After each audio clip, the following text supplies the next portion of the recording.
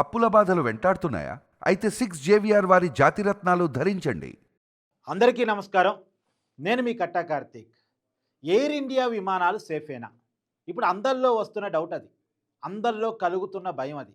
అహ్మదాబాదు విమాన ప్రమాదం చూసిన తర్వాత దాదాపు 265 మంది చనిపోయారు అనే వార్తలు వింటున్న తర్వాత చాలా మందిలో ఈ సందేహం కలిగి ఎయిర్ ఇండియాకి సంబంధించినటువంటి ఫ్లైట్ టికెట్స్ క్యాన్సిల్ చేసుకుంటున్నారంట. ప్రయాణం కంటే ప్రాణం చాలా ముఖ్యమైనది కదా! ప్రాణానికి ముప్పు కలిగితే ఎలా? అనేక టెక్నికల్ ప్రాబ్లమ్స్ ఎయిర్ ఇండియా విమానాల్లో ఉన్నాయి అనేటువంటి ఒక భయం కొద్దీ, అనుమానం కొద్దీ ఈ టికెట్స్ క్యాన్సిల్ చేసుకుంటున్నారంటే ఎయిర్ ఇండియాకి చాలా పెద్ద ఎత్తున నష్టం కలుగుతూ ఉంది. నిన్న అహ్మదాబాద్లో జరిగినటువంటి ప్రమాదం 265 మందిని చంపడం మాత్రమే కాదు, ఎయిర్ ఇండియా బిజినెస్ను కూడా చాలా పెద్ద ఎత్తున దెబ్బతీస్తూ ఉంది. ఇప్పటికే జరిగిన ప్రమాదం మీద ఎయిర్ ఇండియా సంస్థని మెయింటైన్ చేస్తున్నటువంటి టాటా గ్రూప్ స్పందించింది. చనిపోయినటువంటి ఒక్కొక్కరికి ₹1,00,00,000 నష్టపరిహారాన్ని ప్రకటించింది. ఒక అంచనాగా 265 మంది చనిపోయితే, ఎందుకంటే ఇంకా ప్రమాదం మృతుల సంఖ్య పెరిగే అవకాశం ఉందని వార్తలు వస్తున్నాయి కాబట్టి 290 వరకు ఉండొచ్చని అంచనాలు వెలువడుతున్నాయి కాబట్టి ఇప్పటి వరకు ఉన్న 265 మందే నిజం అనుకుంటే ఆ 265 మందికి కూడా ₹1,00,00,000 చొప్పున ₹265,00,00,000 నష్టపరిహారాన్ని టాటా గ్రూప్ చెల్లించబోతా ఉన్నట్టు వార్తలు వస్తాయి. అయితే నిజానికి ఎయిర్ ఇండియా ఎయిర్లైన్స్ నడుపుతున్నటువంటి ఈ బోయింగ్ విమానం యొక్క ఖరీదు దాదాపు 1000 కోట్ల నుంచి 1400 కోట్లు. 1000 కోట్ల నుంచి 1400 కోట్లు ఖర్చు అవుతుందట దీన్ని కొనడానికి. ఇది బోయింగ్ విమానం. ఈ బోయింగ్ విమానాల మీద అనేక అనుమానాలు ఇప్పటి నుంచి కాదు, 2009లో మ్యానుఫ్యాక్చరింగ్ చేయబడ్డాయి. 2011 నుంచి మార్కెట్లో నడుస్తూ ఉన్నాయి. అప్పటి నుంచి కూడా అనేక కంప్లైంట్స్ ఉన్నాయి.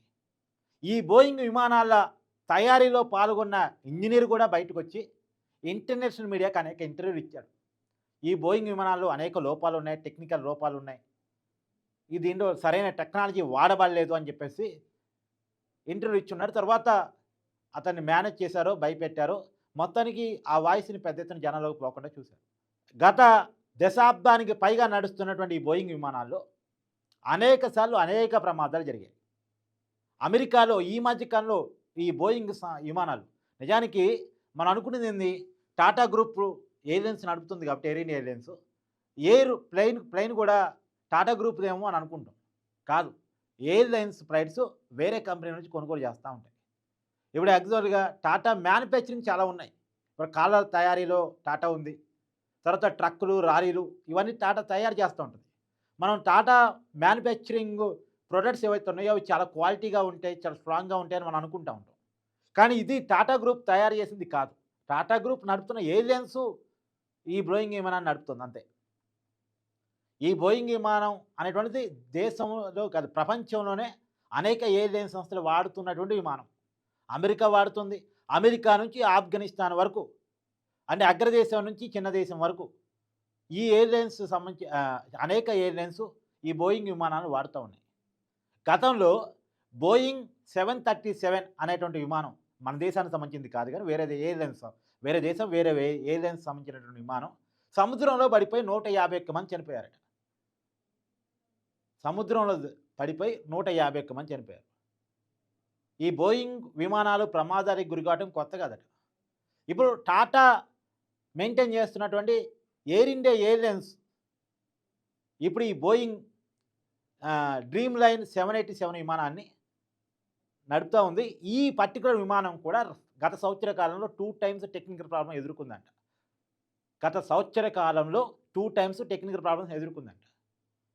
మొన్న ఒకసారి కొన్ని నెలల క్రితం షార్జాలో ఎమర్జెన్సీ ల్యాండింగ్ కూడా జరిగిందంట.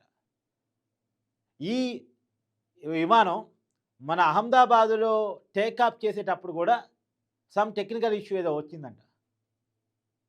కానీ నిజానికి ఆ టెక్నికల్ ఇష్యూస్ పదే పదే వస్తున్నప్పుడు ఈ విమానాన్ని వాడకుండా పక్కన పెట్టుంటే చాలా బాగుండేది. చాలామంది ప్రాణాలు కోల్పోకుండా ఉండేవాళ్ళు, ఇంత నష్టం జరగకుండా ఉండుండేది. ఇప్పుడు ఈ నష్టం యొక్క ప్రభావం మొత్తం సంస్థ యొక్క బిజినెస్ మీద పడుతూ ఉంది. కొన్ని ₹100,00,00,000 నష్టం వచ్చే అవకాశం ఉంది. నిన్న ఒక వీడియో వైరల్ అవుతూ ఉంది.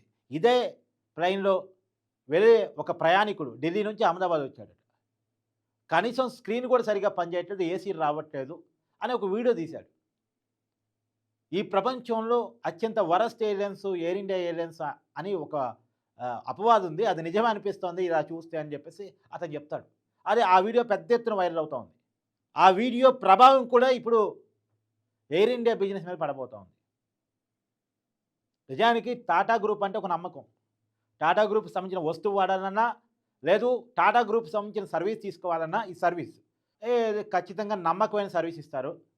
ఒక రూపాయి ఎక్కువ తక్కువ అనేది పక్కన పెట్టేస్తే ఒక నమ్మకమైన సర్వీస్ ఇస్తారు. క్వాలిటీ ఉంటది. సేఫ్టీ ఉంటది అని చెప్పేసి అనుకుంటా ఉంటారు. కానీ ఏమైందో తెలీదు.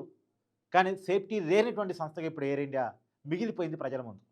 నిజానికి ఈ బోయింగ్ విమానం చాలా స్టాండర్డ్ అని చెప్తా ఉంటారు.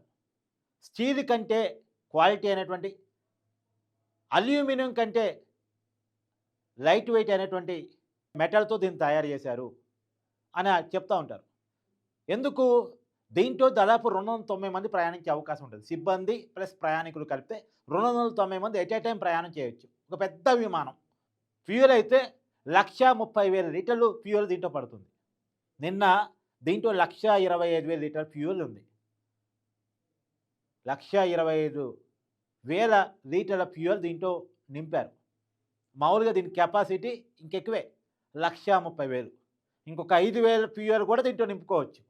తర్వాత మామూలుగా ఇప్పుడు ఇది లండన్ పోవాలి. అహ్మదాబాద్ నుంచి లండన్ పోవాలి. అంటే దాదాపు 8,000 నుంచి 9,000 కిలోమీటర్ల మధ్యలో వస్తుంది. అంటే లెక్క ప్రకారం ఒక అంచనాగా 1,05,000 లీటర్లకు పైగా ఫ్యూయల్ కాలిద్ది. ఫ్యూయల్ అవసరం అవుద్ది. అది కూడా క్వాలిటీ ఫ్యూయల్ విమానాల్లో పోసేది. ఒక సెకన్‌కి 4 లీటర్ల ఫ్యూయల్ తాగిద్దట ఈ బోయింగ్ విమానం. ఒక సెకన్‌కి 4 లీటర్ల ఫ్యూయల్ తాగిద్ది. మొత్తం 8,000 కిలోమీటర్లు. 8,000 నుంచి 9,000 మధ్యలో ఉంటుంది కిలోమీటర్లు లండన్‌కి, లండన్ ఎయిర్‌పోర్ట్‌కి. దాదాపు 1,05,000 లీటర్ల ఫ్యూయల్ దీనికి కావాలి లండన్ వెళ్ళటానికి. ఇంకా అదనంగా కూడా ఫ్యూయల్ పెట్టారు. 1,25,000 లీటర్ల ఫ్యూయల్ దీంట్లో నింపారు. ఆ ఫ్యూయల్ బర్డెన్ కూడా ఒక కారణం అని చెప్తా ఉంటారు నిన్న చెప్పిన అనేక విశ్లేషణలు. కాకపోతే ఒక ఈ అనుమానం అంచనా ఏందంటే, ఇప్పుడు దీనికి 2 ఇంజన్లు ఉంటాయి. 2 ఇంజన్లు ఉన్నప్పుడు నిజానికి ఒక పక్షి తగిలింది లేదా ఒక ఆబ్జెక్ట్ వచ్చి తగిలిందనుకో, ఒక ఇంజన్ పాడైపోయినా మరొక ఇంజన్ ఉండాలి. కానీ 2 ఇంజన్‌లో ఎట్ ఎ టైమ్ ఎందుకు ప్రాబ్లమ్ వచ్చింది? మొత్తం వ్యవస్థ అంతా ఎందుకు కుప్పకూలింది? అంటే దీంట్లో బేసిక్‌గా ఏదో టెక్నికల్ ప్రాబ్లమ్ ఉంది. ఈ విమానంలోనే ఏదో పెద్ద టెక్నికల్ ప్రాబ్లమ్ ఉంది. ఇప్పుడు అదే చర్చ వస్తూ ఉంది. అసలు ఈ ఒక్క విమానంలోనేనా? ఎయిర్ ఇండియా మెయింటైన్ చేసే అన్ని విమానాల్లో అదే ఉందా?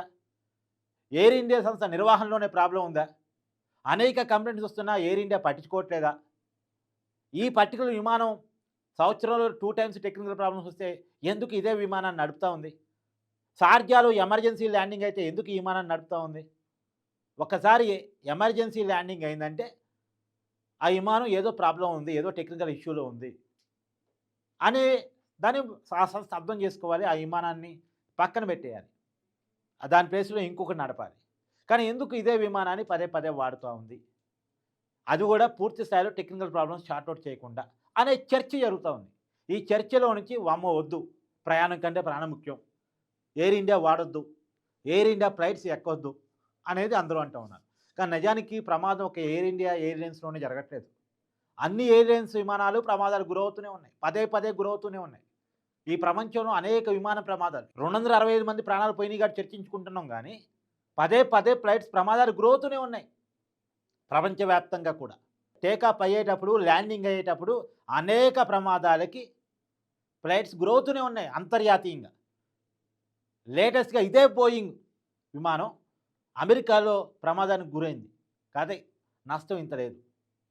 బోయింగ్ విమానాలు 2009లో తయారు చేయబడ్డాయి. 2011 నుంచి మార్కెట్లోకి వచ్చాయి. అప్పటి నుంచి ఈ బోయింగ్ విమానాల మీద అనేక కంప్లైంట్స్ ఉన్నాయి. ఇప్పుడు ఇది బోయింగ్ డ్రీమ్ లైనర్ 787. నిజానికి బోయింగ్ 737 అనే ఒకటి విమానం 151 మంది ప్రయాణికులతోటి గతంలో సముద్రంలో పడిపోయిందంట. మన దేశానికి సంబంధించింది కాదు, మన ఎయిర్లైన్స్కి సంబంధించింది కాదు. కానీ 151 మందితో సముద్రంలో పడిపోయిందంట. 151 మంది సజీవ సమాధయ్యారు. నిన్న జరిగిన సంఘటనలో మొత్తం ఫ్లైట్లో మన ఇండియాలో జరిగింది 142 మంది ప్రయాణికులు లోపల ఉన్నారు. అంటే ప్రయాణికులు 130 మంది, 2 పైలటు, కో పైలటు, తర్వాత ఎయిర్ హోస్టర్స్. అంతా 142 మంది ఉన్నారు. ఆ 142 మందిలో 141 మంది చనిపోయారు. దాంట్లో గుజరాత్ మాజీ ముఖ్యమంత్రి ఉన్నారు. కుటుంబాలున్నాయి. అందరూ చాలామంది ఉన్నారు. 141 మంది చనిపోయారు. ఒకే ఒక్క వ్యక్తి బతికారు. అదృష్టం అవుతుంది. 141 మంది చనిపోయారు. తర్వాత ఈ ఫ్లైట్ పోతూ పోతూ గూడా అంటే కింద పడిపోయిన తర్వాత గూడా ఒక బిల్డింగ్ మీద పడింది. ఆ బిల్డింగు మెడికల్ కాలేజీ. ఆ కాలేజీకి సంబంధించినటువంటి స్టూడెంట్స్ అయితే ఏంటి, అంటే జూనియర్ డాక్టర్లు అయితే ఏంది, డాక్టర్స్ అయితే ఏంది, సిబ్బంది అయితే ఏంది, మొత్తంగా ఒక 25 మంది పైగా చనిపోయారు అనే వార్తలు. మొత్తంగా ఇప్పటివరకు గుర్తించినటువంటి మరణాల సంఖ్య 165. ఈ ప్రమాదం దేశం మొత్తాన్ని కూడా కలవరం పెడతా ఉంది. ఫ్లైట్ జర్నీల మీద ప్రభావం చూపిస్తా ఉంది. ప్రధానంగా ఎయిర్ ఇండియా బిజినెస్ మీద ప్రభావం చూపిస్తా ఉంది. ఇప్పుడు ఎయిర్ ఇండియా చాలా పెద్ద నష్టాల్లో కూరుకుపోతా ఉంది. అసలే ఈ ఎయిర్ ఇండియా నష్టాల్లో ఉంటేనే మూసివేసే దశలో టాటా గ్రూప్ తీసుకుంది. అసలు ఎయిర్ ఇండియా ఇక ఉంటదా? ఉండదా? అది క్లోజ్డ్ చాప్టరా అనుకున్న టైంలో టాటా గ్రూప్ తీసుకొని దాన్ని మెయింటైన్ చేసి, ఎందుకంటే భారతదేశం యొక్క బ్రాండు ఒకప్పుడు ఎయిర్ ఇండియా. ఆ బ్రాండు వేసే దశలో ఉంది అనుకుంటేను టాటా గ్రూప్ చేజెక్కించుకొని దాన్ని నేను నడుపుతాను అని చేజెక్కించుకుంది. టాటా గ్రూప్ చేతిలో పోయిన తర్వాత ఇక నమ్మకంగా టాటా ఎయిర్ ఇండియా నమ్మొచ్చు, ఎయిర్ ఇండియా ఎక్కొచ్చు, ఎయిర్ ఇండియాలో ప్రయాణం చేయొచ్చు అని అనుకున్నారు. కానీ ఆ టాటా గ్రూప్ తీసుకున్న తర్వాత కూడా పరిస్థితిలో మార్పు రాకపోవటం, ఎయిర్ ఇండియా విమానాల్లో పదే పదే లోపాలు రావటం, ఇప్పుడు అందరిలో కూడా భయాలకు గురవుతుంది. కాకపోతే ఇది కేవలం ఎయిర్ ఇండియాకి సంబంధించినటువంటి విమాన ప్రమాదంగా మనం చూడాల్సిన అవసరం లేదు. ఈ బోయింగ్ సంస్థకు సంబంధించినటువంటి విమాన ప్రమాదంగా మాత్రం ఖచ్చితంగా చూడాల్సిన అవసరం ఉంది. ఎందుకంటే 2011 నుంచి ఈ బోయింగ్ విమానాలు ఏ ఎయిర్‌లైన్స్ వాడినప్పటికీ కూడా పదే పదే ప్రమాదాలకు గురవుతూనే ఉన్నాయి. కాకపోతే ఇది కొద్ది పెద్ద ప్రమాదం కాబట్టి ప్రాణ నష్టం ఉంది కాబట్టి మనం పెద్ద ఎత్తున మాట్లాడుకుంటున్నాం గానీ, టెక్నికల్ ప్రాబ్లమ్స్ తోటి ఈ బోయింగ్ విమానాలు పదే పదే వార్తల్లో ఉంటూనే ఉన్నాయి.